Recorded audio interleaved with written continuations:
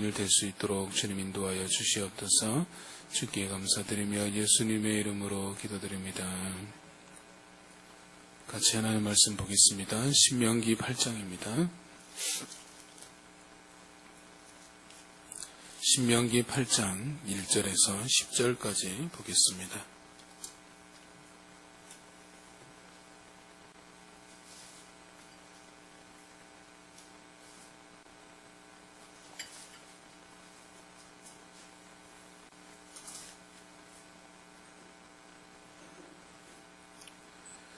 신명기 8장 1절에서 10절, 구약성경 274페이지입니다. 찾으셨으면 한 절씩 교독하도록 하겠습니다. 제가 먼저 읽겠습니다. 내가 오늘 명하는 모든 명령을 너희는 지켜 행하라. 그리하면 너희가 살고 번성하고 여호와께서 너희 조상들에게 명세하신 땅에 들어가서 그것을 차지하리라.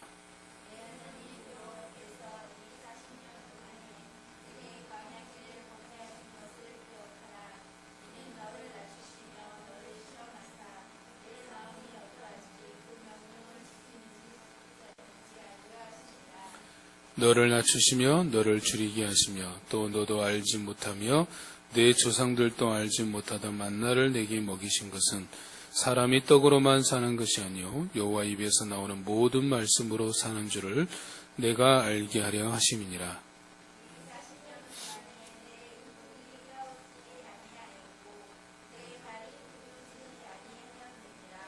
너는 사람이 그 아들을 징계함 같이 내 하나님 여호와께서 너를 징계하시는 줄 마음에 생각하고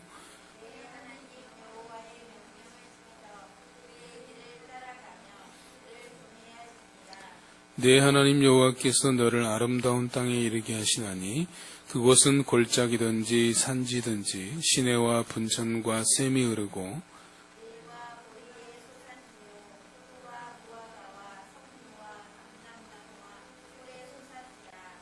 내가 먹을 것에 모자람이 없고 내게 아무 부족함이 없는 땅이며 그 땅의 돌은 철이요 산에는 동을 캘 것이라. 같이 읽습니다. 내가 먹어서 배부르고 내 하나님 여호와께서 옥토를 내게 주셨으므로 말미암아 그를 찬송하리라. 아멘. 계속해서 우리가 2021년 다니엘 기도회가 진행 중에 있습니다. 우리 이제 현장에 계신 분들은 다 들으신 분들이지만 혹시라도 지금 온라인으로 송출되고 있는데 제가 온라인을 지금 틀어놓은 이유는 한 가지밖에 없습니다. 여러분들이 가능하면 현장에 나오시기를 권면드리고 있는데 온라인을 틀인 것은 영상을 녹화하기 위해서 트는 거지. 그래서 다음 주는 이것도 중단을 하겠습니다. 그래서 오로지 그냥 현장에서만 할 수 있도록 하겠습니다. 우리가 개인 예배도 중요하지만 그것보다 더 하나님께서 중요하게 보시는 게 함께 모여서 드리는 공예배임을 잊지 않았으면 좋겠습니다. 약간 옆길로 샜는데 20일 다니엘 기도회가 진행 중에 있는데 그 중에서 여러분들이 꼭 들어봤으면 하는 이제 내용이 목요일 날 했던 김희아 집사 이야기입니다. 들으신 분들은 알겠지만 그분은 이제 태어날 때부터 선천적으로 얼굴에 붉은 점을 가지고 태어났고 그리고 그로 인해서 부모에게 버림받아서 보육원에서 성장을 했습니다. 그래서 얼굴에 붉은 점으로 인해서 사람들의 놀림과 비웃음과 심지어 괴물이다라는 조롱의 소리를 들으며 성장을 했죠. 그러한 것으로 인해서 좌절할 수 있고 절망할 수 있는데 그러한 모든 것들을 다 이겨냈는데 그 힘이 바로 감사였다라고 고백을 했습니다. 얼굴에 저 붉은 점이 있게 태어난 것, 또 보육원에서 자란 것, 본인이 선택한 것이 아닙니다. 태어나다 보니, 이 땅에 오다 보니 자기의 삶에 그렇게 주어진 것이죠. 그런데 그것에 대해서 불평하기보다는 지금은 그거 주어진 것에 대해서 감사하고 있는 것이죠. 들으면서 도전도 되고 또 위로도 되면서 제 자신을 생각하니 참으로 부끄럽다는 생각도 들었습니다. 그러면서 3년 전에 있었던 사고를 한번 생각해 봤습니다. 나는 그 사고를 통해서 무엇을 얻었나라고 생각하면서 되돌아보게 되었고 몇 가지 감사 제목을 한번 적어봤습니다. 생명을 거두어 가시지 않고 오늘을 살게 하시니 감사합니다. 사랑하는 아내의 수고로 건강을 회복하게 하시니 감사합니다. 힘들었을 텐데 힘든 티를 내지 않고 살아가는 경은이, 해나, 희리에게 감사합니다. 목회의 방향을 수정하게 하시니 감사합니다. 사고 후유증으로 조절되지 않는 분노를 표출함에도 여전히 그 자리에서 함께 해주는 가족들에게 감사합니다. 떠난 사람들로 인해 아픔도 있었지만 반면에 함께 해주는 성도들로 인해 감사합니다. 원하는 결과는 아니지만 잘 마무리되게 하시니 감사합니다라고 짧게 몇 가지를 적어봤습니다. 오늘 본문은 이제 하나님께서 이스라엘 백성들에게 주신 약속의 땅, 아름다운 땅에 관한 말씀입니다. 7절에서 10절에 보면 그 땅의 아름다운 땅에 대해서 설명을 하고 있죠. 간단하게 말하면 뭐냐면 모자람이 없고 부족함이 없는 땅입니다. 그래서 너희들이 차지하게 될 아름다운 땅에 대해서 쭉 말씀하시면서 그들에게 부탁하신 말씀은 뭐냐면 내가 내게 명하는 모든 명령을 지켜 행하라. 내 하나님 여호와께서 이 광야 40년 동안 너희를 어떻게 인도하셨는지 기억해라. 라는 것이 주된 핵심이다라고 볼 수 있죠. 그러면서 오늘 본문에서 제가 주목하게 된 것은 한 단어가 있습니다. 2절에 보시면 2절에 그런 말이 있습니다. 이 40년 동안에 내게 광야길을 걷게 하신 것을 기억하라. 이는 너를 낮추시며 너를 시험하사라는 말이 있습니다. 제 눈에 확 들어왔던 게 이 시험이라는 단어입니다. 이 시험이라는 단어는 히브리어로 나사라는 건데 시험하다, 증명하다라는 거죠. 영어로는 여러분이 잘 아는 거죠. 테스트입니다. 그러니까 하나님께서 이스라엘 백성들의 광야 40년을 인도하시면서 그들을 향해서 시험하신 것, 테스트하신 겁니다. 즉 우리를 시험하시는 하나님인 것들을 보게 되죠. 그렇다면 왜 하나님께서 시험하시는가라는 거죠. 무엇을 시험하시는가라는 생각을 하게 된 겁니다. 사실 우리만 성경을 보면 전부 시험이라고 번역되어 있지만 영어 성경을 보면 약간의 차이가 있어요. 크게 세 가지 의미가 있습니다. 첫째는 오늘 본문에 나와 있는 테스트가 있고, 두 번째는 트라이얼, 우리말로 하면 시련이라는 게 있고, 세 번째는 템프테이션, 유혹이 있습니다. 근데 이것을 전부 다 우리말로 동일하게 시험이라고 번역을 해놨어요. 그래서 문맥을 보지 않으면 그게 하나님의 테스트인지 또 시련인지 또 사단이 하는 유혹인지 알 수가 없죠. 그래서 문맥을 봐야지만 구별을 될 수 있는데 정확히 구별하면 세 가지 의미가 있다. 테스트가 있고 시련이 있고 유혹이 있다라는 거죠. 그래서 우리가 하나님께서 시험하시는 이유가 무엇인지 생각해보고 또 시험이라는 것이 우리의 삶에 찾아올 때 우리는 어떻게 반응해야 되고 무엇을 배워야 되는지에 대해서 우리가 생각해보고 적용하고자 하는 것입니다. 그래서 첫 번째는 바로 테스트입니다. 본문에서 하나님께서 시험하셨다라고 말씀하실 때 의미가 바로 영어로 테스트입니다. 무엇을 테스트하신 겁니까? 바로 거기에 보면 뭐라고 있습니까? 2절에 너를 시험하사 내 마음이 어떠한지 그 명령을 지키는지 지키지 않는지 알려하려 하심이다 라고 말씀하고 있죠. 즉 하나님을 향한 그들의 마음을 테스트, 그들의 마음을 확인하신 겁니다. 하나님께서 그들의 마음을 몰라서 그렇게 하셨겠습니까? 하나님은 물론 다 알고 계십니다. 말하지 않아도 우리가 부르짖지 않아도 하나님을 향한 마음을 알죠. 그럼에도 하나님은 테스트하신 겁니다.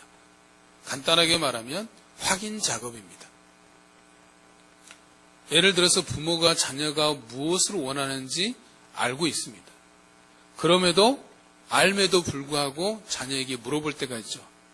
왜 물어봅니까? 예를 들어서 우리 혜리가 뭘 원하는지 알아요. 그런데 알매도 불구하고 표현하지 않고 물어볼 때가 있습니다. 왜 물어보겠어요? 몰라서 물어보는 것이 아니라 확인하는 거죠. 확인하기 위해서 물어보는 거죠.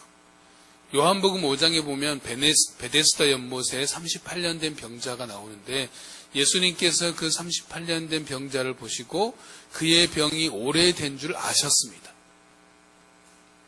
아심에도 불구하고 그 병자에게 찾아가서 뭐라고 물으셨습니까? 내가 낫고자 하느냐? 그가 낫고 싶은지 몰라서 물어봤겠습니까? 정말로 원하는지 확인하기 위한 예수님의 계획이었던 것이죠. 하나님께서 어느 날 아브라함을 부르셨습니다. 그리고 뭐라고 말씀하셨습니까? 내 사랑하는 아들 독자 이삭을 나에게 번제로 드리라 라고 말씀하시죠. 이삭은 아브라함이 100세에 낳은 아들입니다.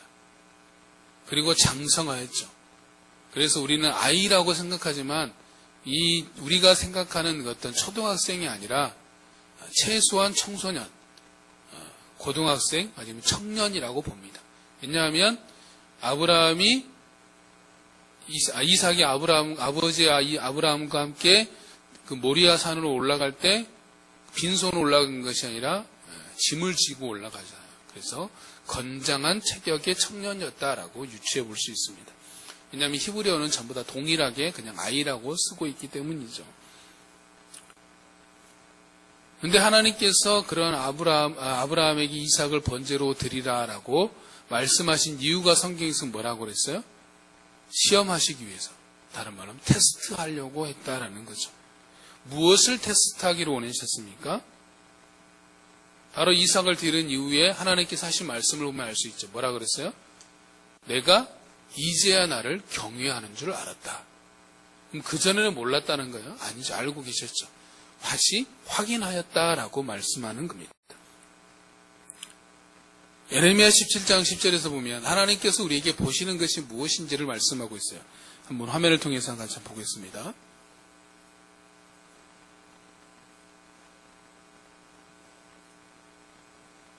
같이 읽습니다.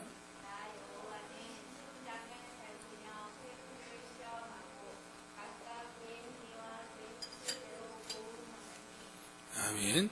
나 여호와는 심장을 살피며 폐부를 시험한다라고 했는데 여기서는 단순히 우리의 폐부, 심장 장기를 말하는 것이 아니라 우리의 마음과 생각을 보신다라는 겁니다. 하나님께서는 우리의 마음과 생각과 또 우리가 어떤 일을 하는 그 동기까지 다 보고 계신다, 확인하신다라는 겁니다. 우리가 어떤 동기로, 어떤 마음과 생각을 가지고 어떤 일을 행하는지 하나님은 다 보고 계신다라는 겁니다.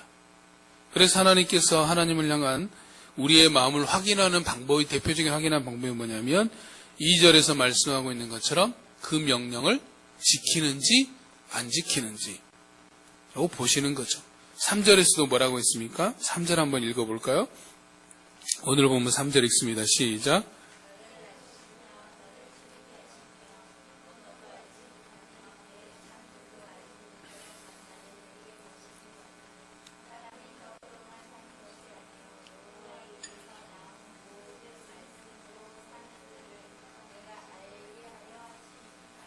아멘. 뭐라고 했습니까? 사람이 떡으로만 사는 것이 아니요 여호와 입에서 나오는 모든 말씀으로 산다라는 게 뭡니까?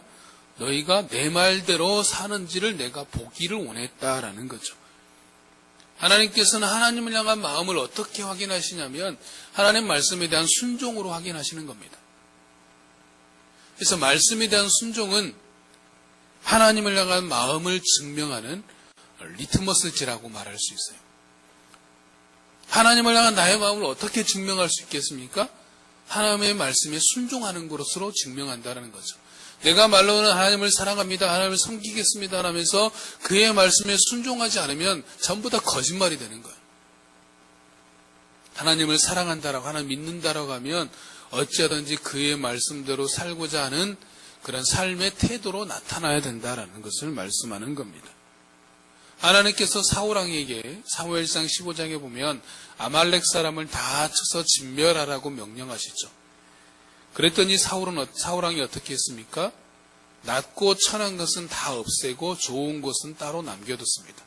거기서 그친 것이 아니라 여러분들이 사무엘상 15장을 자세히 보시면 사울왕이 한 게 또 있어요. 뭐가 있냐면 자기를 위한 기념비를 세웁니다.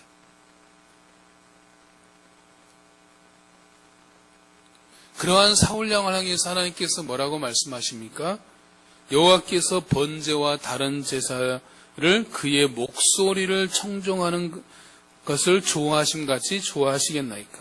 순종이 제사보다 낫고 듣는 것이 수양의 기름보다 낫다라고 사무엘 선지자를 통해서 말씀하시죠. 하나님께서는 네가 어떤 좋은 제물을 드리는 것보다 나의 말을 듣는 것을 더 좋아하신다. 나의 말대로 순종하는 것을 더 기뻐하신다라는 거죠. 하나님께서 우리가 어떤 좋은 예물, 화려한 예물, 귀한 예물을 드리는 것을 원하시는 것이 아니라 하나님 말씀대로 순종하고자 하는 그 마음을 보시는 것이다 라고 말씀하는 거죠. 하나님께서는 그의 목소리를 청종하는 것, 그의 말씀에 순종하는 것을 좋아하십니다. 왜냐하면 그것이 하나님을 향한 우리의 마음의 증명이 되기 때문이죠. 하나님께서 자신의 마음에 합한 사람이라고 말한 사람이 다윗이죠. 그 이유를 알 수 있는 장면이 있는데 하나님께서 솔로몬에게 말씀하시면서 이렇게 말씀합니다. 내가 만일 내 아버지 다윗의 행함같이 마음을 온전히 하고 바르게 하여 내 앞에서 행하며 내가 내게 명령한 대로 온갖 일에 순종하여 내 법도와 율례를 지키면이라고 했습니다. 하나님께서 다윗을 기뻐하신 이유는 다윗이 마음이 온전하고 바르게 하여 하나님 앞에서 행하였다라는 거죠. 열왕기상 15장 5절에서도 이렇게 말합니다. 이는 다윗이 햇사람 우리아의 일 외에는 평생에 여호와 보시기에 정직하게 행하고 자기에게 명령하신 모든 일을 어기지 아니하였습니다 라고 말하고 있어요. 하나님을 향한 다윗의 마음은 한마디로 정리하면 정직하였다, 완전하였다라는 겁니다. 하나님께서 우리의 마음을 테스트하시는 이유는 한 가지입니다. 하나님을 향한 우리의 마음이 온전한지 정직한지를 보고자 하시는 겁니다. 하나님께서 보시고자 하는 것은 온전한 마음, 완전한 마음, 정직한 마음이다라고 말할 수 있어요. 창세기 17장 1절에 보면 아브라함이 나이 99세 때 하나님께서 아브라함이 찾아오셔서 뭐라고 말씀합니까? 나는 전능한 하나님이다. 너는 내 앞에 행하여 완전하라 라고 말씀하시죠. 여기서 완전하다는 것은 히브리어로 타밈이라는 단어인데 완전하다, 온전하다는 뜻이 있는데 영어로 보면 좀 더 이해하기 쉽습니다. 영어로는 두 가지 뜻이 있어요. 퍼펙트, blameless, 부끄러울 것이 없다라는 거죠. 욥이 그러했습니다. 욥은 갑자기 알 수 없는 시련이 닥쳤죠. 그런데도 어떻게 했습니까? 하나님을 원망하지 않고 주신 이도 하나님이시요 취한 이시도 하나님이시다라고 하나님을 예배하였습니다. 욥은 이해할 수 없는 상황 속에서도 하나님을 예배함으로 하나님을 향한 온전함을 증명한 겁니다. 성경에서 노아에 대해서 이렇게 말합니다. 노아는 의인이요 당대의 완전한 자라. 그는 하나님과 동행하였으며 라고 말씀하고 있는데 노아는 하나님의 말씀, 하나님께서 방주를 지으라시는 말씀에 그대로 순종하였습니다. 방주를 지은 기간이 몇 년이었습니까? 120년이었습니다. 여러분 나중에 한번 찾아서 들어보기를 권하시는데 희주일의 찬양 나도 바보처럼 살래요라는 찬양이 있습니다. 그 찬양 가사를 보면 이렇게 되어 있습니다. 산 위에서 세상 모르고 배만 만드는 노아, 당신 참 바보 같군요. 당신 정말 바보 같군요. 왜 맑은 날 배를 만드나요? 왜 하필 높은 산 위에 당신 참 바보 같군요. 당신 정말 바보 같군요. 눈부신 해가 하늘 높이 뜨면 비의 약속 잊을 만한데 날마다 듣는 조롱에 그 외로운 길 포기할 만한데 당신 어쩜 그리 묵묵히 그 길 가나요? 당신 어쩜 그리 그 자리를 지켰나요? 당신 참 바보 같군요. 나도 바보처럼 살래요 라고 되어 있습니다. 120년 동안 120년이 지금 우리가 살아온 생애보다 훨씬 긴 세월이잖아요. 그 시간 동안 얼마나 많은 사람들이 조롱이 있겠습니까? 비방이 있겠습니까? 노아가 배를 만든 장소는 바다도 아니고 산 위에, 그것도 해가 쨍쨍 찌고 있는데 또 비가 와도 얼마나 오겠어요. 그런데 묵묵하게 사람들이 비난해도 조롱해도 미쳤다라고 말해도 아랑곳하지 않고 120년 동안 묵묵하게 바로 하나님의 말씀에 순종한 거죠. 바로 그러한 비난과 조롱과 모욕에도 아랑곳하지 않고 말씀에 순종함으로 노아는 하나님을 향한 자신의 완전함을 증명한 겁니다. 정직하다는 것은 또 다른 말로 하면, 온전하다는 것은 또 다른 말로 하면 정직하다라는 말로 말할 수 있습니다. 정직하다라는 것은 거짓말하지 않는다라는 뜻이 아닙니다. 다윗이 밧세바의 범죄 이후에 시편 51편에 보면 그렇게 회개 기도합니다. 내 안에 정직한 영을 새롭게 하여 주옵소서라고 기도하는데, 여기서 정직하다라는 것은 히브리어로 쿤으로 견고한 마음입니다. 유혹에도 흔들리지 않는 마음을 주시옵소서라고 말하는 거죠. 그래서 정직함이란 흔들리지 않는 마음, 어떤 유혹에도 흔들리지 않는 마음이 정직한 마음이고 온전한 마음이다라는 거죠. 우리의 삶에 어떤 유혹이 오는 것은 문제가 아닙니다. 그러나 그 유혹에 넘어가면 문제가 되는 겁니다. 그런 말이 있습니다. 새가 머리를 지나갈 수 있다. 그러나 그 새가 머리에 둥지를 틀면 문제가 된다. 라고 말했습니다. 어떤 시험이 우리의 삶에 찾아올 수 있어요. 수없이 많은 시험과 잡다한 생각들이 찾아올 수 있습니다. 그 생각 자체는 잘못된 게 아니에요. 그러나 그 생각이 내 마음에 자리를 잡게 해서는 안 된다. 그 생각에 내가 빠져서 넘어가서는 안 된다라는 겁니다. 바로 그러한 유혹에 넘어가지 않는, 시험에 넘어가지 않는 마음이 정직함이요 완전함이다라는 거죠. 하나님께서 왜 하나님의 백성들에게 완전함을 원하시겠습니까? 다음 말씀을 한번 봐봅시다.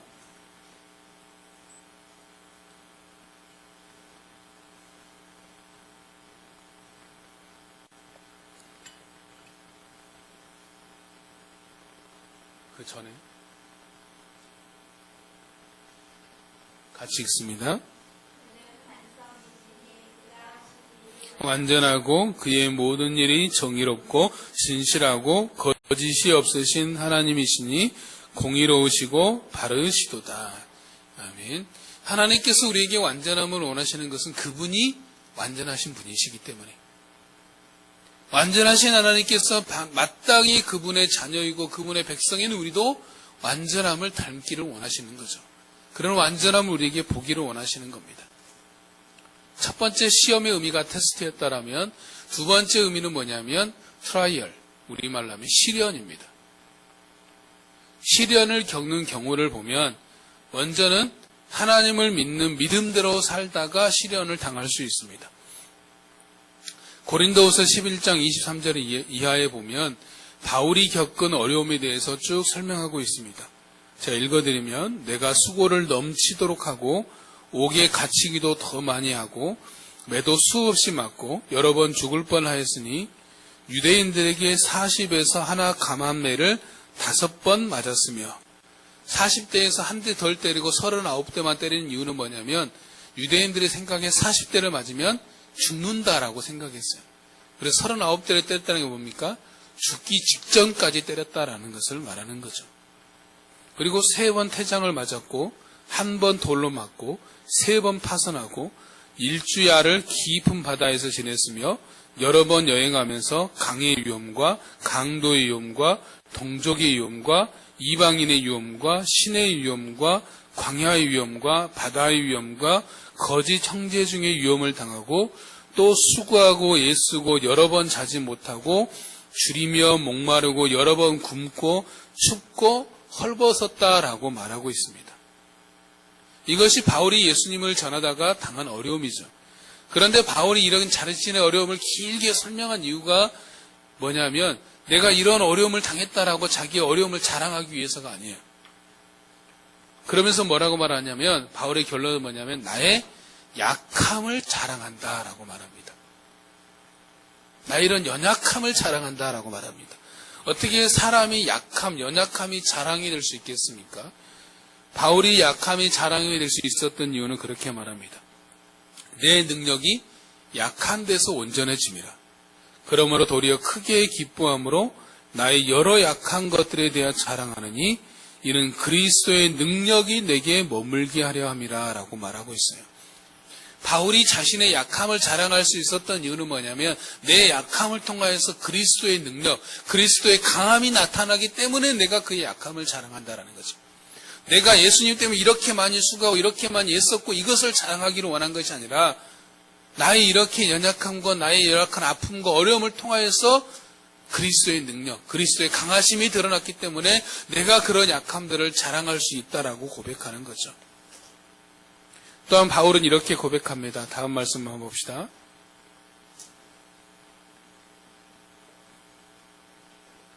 같이 읽습니다.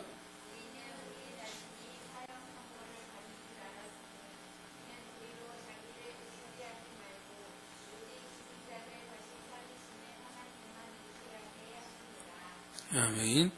바울이 뭐라고 말합니까? 자신이 사형 선고를 받은 줄 알았지만 자기 사형 선고를 받은 것 같은 그런 죽을 유익이 있었지만 그러나 그렇게 된 모든 이유는 내 자신을 의지하지 말고 하나님만 의지하도록 하기 위한 것이다 라고 말하는 거죠.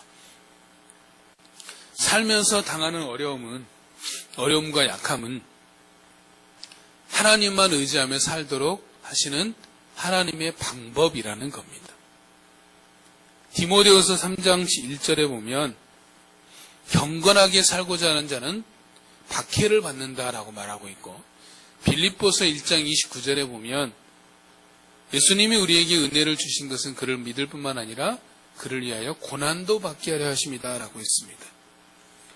어떻게 보면 내가 예수님을 믿는 순간부터 우리는 고난받기로 선택한 사람입니다. 내가 예수님을 믿는다라는 것은 예수님을 위해서 기꺼이 고난을 받겠습니다라고 부름을 받은 사람이 예수 믿는 사람입니다. 다니엘도 그랬습니다. 다니엘은 다리오 왕 때 전국에 다스리는 3명의 총리 중에 한 사람이었죠.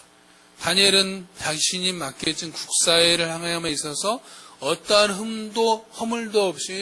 허물도 없는 충성된 사람이었죠. 자신이 할 일을 다 감당했습니다. 그런데 다니엘을 시기하고 모함했던 사람이 다니엘이 하루 3번씩 기도하는 것을 알고 말도 안 되는 법령을 만들어서 다니엘을 죽이려고 모함한 것을 보게 되죠. 그런데도 다니엘은 하나님을 향한 믿음이 흔들리지 않았죠. 다니엘이 죽음을 사자굴에 던져졌지만 죽지 않았던 이유는 뭐냐면 성경에서는 다니엘이 하나님을 믿었기 때문에 하나님을 신뢰했기 때문이다라고 말하는 겁니다. 즉 다니엘은 그 상황 속에서도 하나님을 믿는 믿음으로 반응한 겁니다. 두 번째 우리의 삶의 시련이 어떤 경우에 시련을 당할 수 있냐면 전혀 예기치 않는 일로 인해서 시련을 당할 수 있습니다. 그 말은 뭐냐면 내가 의도하지도 않았고 내가 원하지도 않았고 내가 선택하지도 않았는데 당하는 어려움이 있습니다. 서두에서 말씀드린 김희아 집사님 같은 경우다라고 볼 수 있죠. 그가 붉은 점을 얼굴에 가지고 태어나기를 원했습니까? 그가 보육원에서 자라기를 선택했습니까? 전혀 그렇지 않았죠. 태어나 보니까 얼굴에 붉은 점이 있었고 태어나 보니까 자신이 보육원에서 있었던 것이죠. 불평과 원망으로 자신의 삶을 점철할 수 있었지만 불평과 원망 대신에 감사함을 선택하게 된 겁니다. 예기치 못한 어려움, 내가 선택하지 않았는데 당하는 고통 가운데 있을 때 그는 감사함으로 반응한 겁니다. 다음 말씀 한번 봐봅시다. 같이 읽습니다.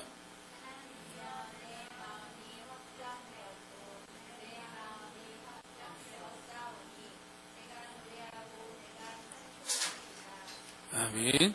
이것은 다윗의 고백인데 이때의 상황은 뭐냐면 자신을 죽이려고 쫓아오는 사울의 위협을 피하여 굴에 피하여 숨어있을 때에 지은 시편입니다. 상황이 어떻습니까?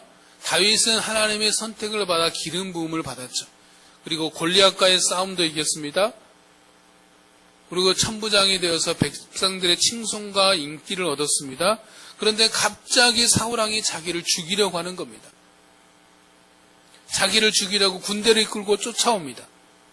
이것은 다윗이 전혀 원한 일도 아니었어요. 다윗이 뭐 어떤 잘못을 한 것, 사울왕이 어떤 특별히 잘못한 것도 없었습니다. 그런데 사울왕이 다윗을 미워해서 그를 죽이고자 한 것이죠. 그때 다윗은 고백한 겁니다. 하나님, 이제 내 마음을 확실하게 정했습니다. 내가 하나님을 찬송하겠습니다. 하나님께 노래하겠습니다. 라고 반응한 거죠. 다윗은 상황과 환경에 반응한 것이 아니라 하나님께만 반응한 겁니다. 삶에 이기치 못한 어려움, 원하지도 않았고 바라지도 않았고 선택하지도 않았는데 갑자기 삶의 어려움이 찾아올 수 있습니다. 그럴 때 우리가 할 수 있는 것은 상황과 환경에 따라 반응하는 것이 아니라 모든 상황 속에서 하나님을 찬양하고 감사하는 믿음의 반응을 보여야 됩니다. 다윗처럼 나는 어떤 환경 속에서 내가 원하지도 않았고 바라지도 않았고 계획하지도 않았고 선택하지도 않았는데 예기치 못한 어려움이 왔다면 하나님이 그때 내가 확실하게 마음의 결단을 내려서 하나님 감사함으로 반응하게 하여 주시옵소서.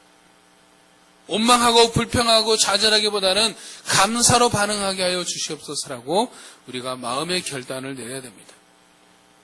예기치 못한 어려움을 만났을 때 어렵다고 힘들다고 주저앉기보다는 그때가 하나님을 만날 기회로 삼으시기 바랍니다. 하나님을 향한 믿음을 보일 때라라고 여기며 나아가시기 바랍니다. 세 번째, 우리가 시련을 당하는 것은 하나님의 징계이기도 합니다. 히브리서 12장에 보면 하나님께서는 주께서는 그 사랑하신 자를 징계하신다라고 말씀했습니다. 어떻게 징계하시냐면 하나님께서 자녀에게 대하듯이 우리를 대하신다라고 했습니까? 아버지가 징계하지 않는 자녀가 어디 있겠습니까? 모든 자녀가 받는 징계를 만약 받지 않는다라면 여러분은 사생아이지 참 자녀가 아니라고 히브리서 12장에서는 말씀하고 있어요. 오늘 본문 5절에서도 뭐라고 했습니까? 너는 사람이 그 아들을 징계함 같이 내 하나님 여호와께서 너를 징계하시는 줄 마음에 생각하라 라고 말씀하고 있어요. 하나님의 징계는 아버지가 아들을 징계하듯이 하는 징계다라는 거죠. 왜 그러면 징계하십니까?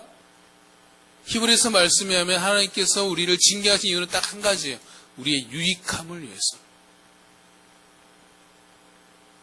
우리가 그분의 거룩하심에 참여하며 우리의 유익함을 위해서 우리를 징계하시는 겁니다. 그러므로 삶에 예기치 않는 어려움을 만났습니까? 견딜 수 없는 슬픔과 아픔이 있습니까? 감당할 수 없는 삶의 무게가 있으십니까? 그럴 때 우리는 그런 어려움과 아픔과 슬픔에 우리가 짓눌려 있기보다는 매몰되기보다는 오히려 그때를 기회로 삼아야 됩니다. 어떤 기회로 삼아야 되겠습니까? 하나님을 만날 기회로 삼아야 됩니다. 다음 말씀을 가봅시다.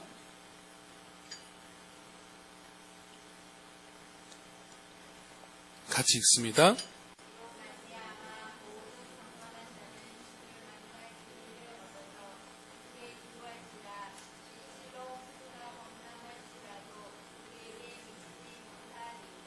아멘. 이것을 이제 새 번역 버전으로 보면 이렇게 되어 있습니다. 경건한 사람이 고난을 받을 때에 모두 주님께 기도하게 해 주십시오. 고난이 홍수처럼 밀어닥쳐도 그에게는 미치지 못할 것입니다. 라고 되어 있어요. 여기서 뭐라고 했습니까? 어려움이, 아픔이, 고통이, 견딜 수 없는 슬픔이 우리의 삶 가운데 온다라면, 그것이 홍수라고 말한다라면 그때가 뭡니까? 주를 만날 기회를 얻으라 라고 말하는 거죠.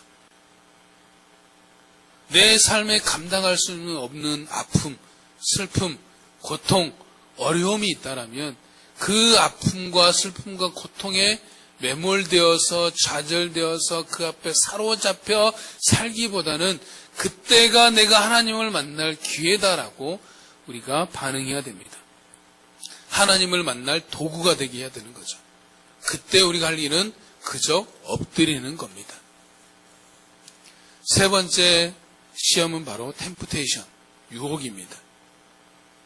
유혹하는 분명한 주체가 있습니다. 그것은 하나님이 아니라 사탄입니다. 우리를 넘어뜨리려고 하는 겁니다. 욥이 당한 시험은 사탄의 시험이었습니다. 목적은 욥을 넘어뜨려서 하나님을 부인하게 만들려고 했던 것이죠. 그런데 우리가 아는 것처럼 욥은 어떻게 했습니까? 이때 욥은 일어나 슬퍼하며 겉옷을 찢고 머리털을 민 다음에 머리를 땅에 대고 엎드려 경배하면서 이렇게 말하였다. 모태에서 빈손으로 태어났으니 죽을 때에도 빈손으로 돌아갈 것입니다. 주신 분 주님이시요 가져가신 분도 주님이시니 주님의 이름을 찬양할 뿐입니다. 이렇게 욥은 이 모든 어려움을 당하고서도 죄를 짓지 아니하였으며 어리석게 하나님을 원망하지 않았습니다. 라고 되어 있습니다. 유혹이 찾아왔지만 사단이 그를 넘어뜨리려고 유혹을 했지만 욥은 하나님을 예배함으로 그 유혹을 이긴 겁니다. 요셉이 보디발 집의 가정 총무로 있을 때 보디발의 아내가 매일 요셉을 찾아와서 나랑 동침하자라고 유혹을 했죠. 그때 요셉이 뭐라고 뿌리쳤습니까? 내가 어찌 이 큰 악을 행하여 하나님께 죄를 지으리까? 라고 반응하고 보디발의 아내의 유혹을 뿌리치고 도망쳤습니다. 내가 어떤 유혹을 피할 수 없다라면, 감당할 수 없다라면 그 자리를 피하는 것, 도망치는 것도 방법입니다. 그 상황 자체를 만들지 않는 겁니다. 어떤 상황이 오면 그 상황 자체를 피해버리는 것도 방법이다라는 거죠. 예수님께서도 40일 금식기도 이후에 마귀가 시험할 때, 유혹할 때 어떻게 이기셨습니까? 기록된 말씀으로 이기셨습니다. 야고보서 1장 14절과 15절에 보면 오직 각 사람이 시험을 받는 것은 자기 욕심에 끌려 미혹됨이니 욕심이 잉태한 즉 죄를 낳고 죄가 장성한 즉 사망을 낳는다라고 있는데, 그런데 우리가 살면서 욕심 없는 사람이 어디 있습니까? 사람은 누구나 욕심이 있습니다. 욕심 때문에 넘어질 수도 있습니다. 그럴 수 있습니다. 그것이 문제는 아니라고 생각합니다. 우리가 어떤 것에 대해서 욕심 갖는 것, 그것이 문제가 아니라 그 욕심을 통해서 내가 넘어졌는데 그것을 통해서 아무것도 배우지 못한다면 저는 그것이 문제라고 생각합니다.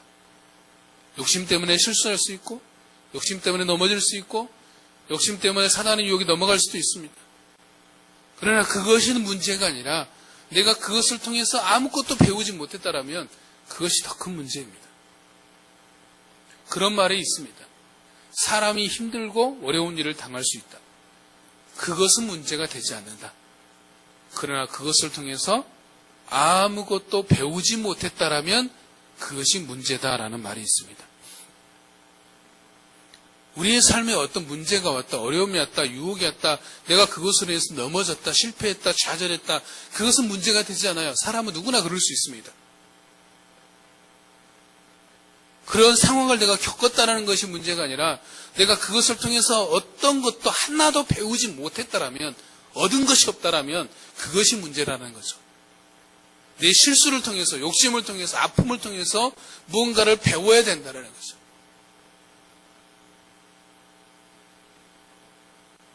여러분, 전구를 발명한 사람이 누구입니까? 전구를 누가 발명했습니까? 지금 우리에게 전구를 누가 발명했어요? 에디슨이 발명을 했죠. 근데 에디슨이 전구를 발명하기까지 25,000번의 실패를 했습니다. 그 이후에 이제 전구를 밝힐 방법을 알아낸 거죠. 그래서 한 기자가 에디슨에게 물었습니다. 그토록 수없이 많은 실패를 했을 때 기분이 어땠습니까? 라고 물었습니다. 그러자 에디슨이 뭐라고 대답했냐면, 실패라니요. 나는 단 한 번도 실패한 적이 없습니다. 25,000가지의 방법을 알아냈을 뿐입니다. 라고 대답했습니다. 그는 실패한 것이 아니라 성공하는 25,000가지의 방법을 알았다라고 말하는 겁니다. 그는 25,000번의 실패를 한 것이 아니라 25,000번의 연습을 통해서 성공하는 방법을 배웠다라고 말하는 거죠. 여러분, 우리가 살면서 수없이 시험을 당할 수 있습니다. 우리가 살면서 시험을 수없이 당할 수 있죠. 그런데 중요한 것은 시험이 왔다, 어려움이 왔다, 슬픔이 왔다, 좌절 왔다, 유혹이 왔다, 이게 중요한 것이 아니라는 거죠. 그것이 하나님의 테스트인지 시련인지 마귀의 유혹인지 그게 중요한 문제가 아니라고 저는 생각합니다. 그런 시험을 통해서 아무것도 내가 배운 것이 없다라면, 깨달은 것이 없다라면, 얻은 것이 없다라면 그것이 문제입니다. 우리가 시험을 통해서 배워야 될 것이 있다라면 하나님을 향한 마음을 점검하는 기회가 되어야 됩니다. 하나님을 향한 내 마음이 어떠했는가 돌아보는 기회가 되어야 되고, 또 내가 하나님 앞에서 온전하게 살고 있었는지 자신의 마음을 살필 수 있는 기회가 되어야 되고, 또한 그때가 하나님을 만날 기회로 삼아야 됩니다. 욥은 고난을 통해서 무엇을 얻었습니까? 내가 전에는 귀로만 듣던 하나님을 이제 눈으로 본다라고 말하고 있죠. 또 하나님을 아는 기회로 삼아야 됩니다. 그래서 저는 말씀을 정리하면서 이렇게 정리해보고 싶습니다. 한번 따라하겠습니다. 시험은 거울이자 기회이다. 시험은 하나님 앞에 선 내 마음이 어떠한지를 살펴볼 수 있는 거울입니다. 하나님과 내 마음이 어떤지 비추어 볼 수 있는 거죠. 내 마음이 온전했는지, 주저앉아 있는지, 비틀어져 있는지, 왜곡되어 있는지, 무너져 있는지 어떠한지를 살펴볼 수 있는 거울이자 동시에 그분을 만날 수 있고 그분을 알 수 있는 기회입니다. 그러므로 여러분의 삶에 시험이 온다면 기억하십시오. 나를 돌아보는 거울이자 하나님을 만날 기회이다 라고 생각하시기 바랍니다. 우리가 만나는 모든 시험을 자신을 보는 거울로 삼아야 됩니다. 그 시험을 통해서 하나님을 향한 온전함을 키워가고 그분을 알아가는 기회로 여겨야 됩니다. 그러므로 모든 시험 앞에서 하나님을 믿는 믿음으로 반응하시기 바랍니다. 그러므로 이렇게 우리가 하나님께 기도해야 됩니다. 하나님, 이 시험을 통해서 나에게 알려주시는 것은 무엇입니까? 하나님, 내가 무엇을 배우기를 원하십니까? 라고 물어보시기 바랍니다. 여러분의 삶에 지금 어려움이 있습니까? 아픔이 있습니까? 고통이 있습니까? 견딜 수 없는 슬픔이 있습니까? 그걸로 좌절되고 매몰되어 있기보다는 한 걸음 더 나아가서 믿음으로 반응해야 됩니다. 하나님, 내가 이 아픔을 통해서 내가 배우기를 원하시는 것은 무엇입니까? 이 슬픔을 통해서, 이 고통을 통해서, 이 어려움을 통해서 내게 알려주시는 것은 무엇입니까? 내가 무엇을 배우기를 원하십니까? 라고 하나님께 물어보시기 바랍니다. 그러면 하나님께서 알려주실 것이고 가르쳐 주실 것이다 라고 생각합니다. 시험은 우리를 좌절하게 만드는 것이 아니라 하나님을 향한 온전함을 키우고 하나님을 알아가는, 하나님을 만나는 배움의 기회가 되도록 우리에게 제공해 주신 겁니다. 그러므로 시험을 거울로 삼고 기회로 삼는 우리 사랑하는 모든 성도님이 되시기를 주의 이름으로 축복합니다. 우리 같이 찬양하겠습니다. 주가 보이신 생명의 길.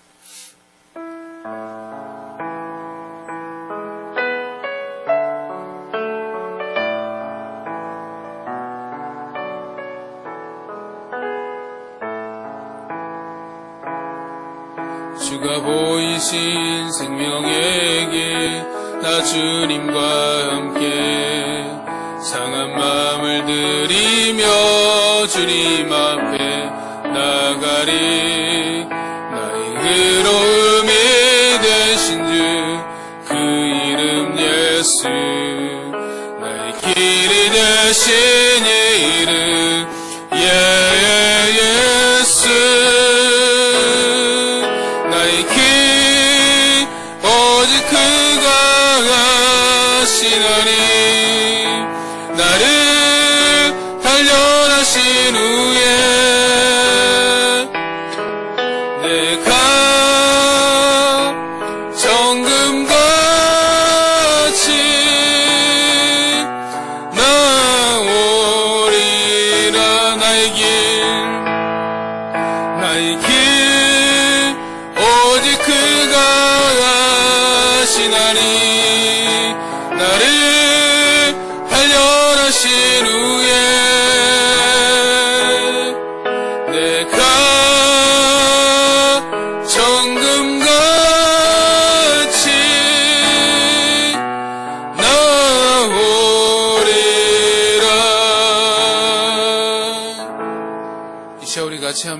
합심해서 함께 기도했으면 좋겠습니다.